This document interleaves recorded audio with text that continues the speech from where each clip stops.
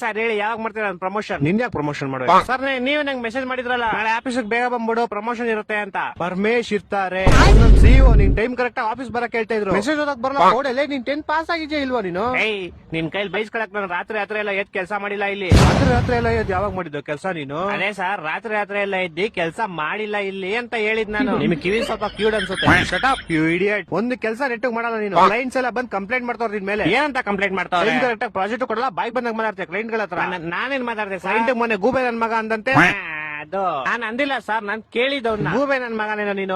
ಅವ್ನು ಇಲ್ಲ ಅನ್ಬೇಕಾಯ್ತು. ಅವ್ನ್ ಸುಮ್ನೆ ನನ್ನೇ ಗುರಾಯಿಸ್ತವನೆ ಬೇವರ್ಸಿ ತರ. ಗೂಬೆ ನನ್ ಮಗ ತಾನೆ ಅವನು. ಇನ್ನೊಂತವ್ರು ಇದ್ರೆ ಆಫೀಸ್ ಉದ್ದ ನಂಗ್ ಬರೋ ಕೋಪಕ್ಕೆ ಇವಾಗಲೇ ನಿನ್ ಕೆಲ್ಸದಿಂದ ಓಡಿಸ್ಬಿಡ್ಲಾ ಅನ್ಸ್ತದೆ. ನಿಮ್ಮ ಅಪ್ಪ ಬಂದ್ರೆ ಓಡ್ಸಕ್ ಆಗಲ್ಲ ನನ್ನ. ಯಾಕಂದ್ರೆ ನಿಮ್ಮ ಅಪ್ಪ ಈ ಆಫೀಸ್ಗೆ HR ಅಲ್ವಲ್ಲ ಸರ್, ನೀವ್ HR. ನೀವ್ ಬೇಕಾದ್ರೆ ಓಡಿಸ್ಬೋದು ನಾನು. ಅಪ್ಪ ದೇವ್ರೆ, ಎಂತ ಗೋಳಿ ಮಗನ್ ಹೈರ್ ಮಾಡ್ಕೊಂಡ್ಬಿಟ್ನಪ್ಪ. ಮೆಸೇಜ್ ಓದಕ್ ಬರಲ್ಲ, ನೆಟ್ ಮಾತಾಡಕ್ ಬರಲ್ಲ, ಕೆಲ್ಸ ಅವ್ರು ಕ್ಲೀನ್ ಆಗಿ ಮಾಡಲಿ. ಏನು?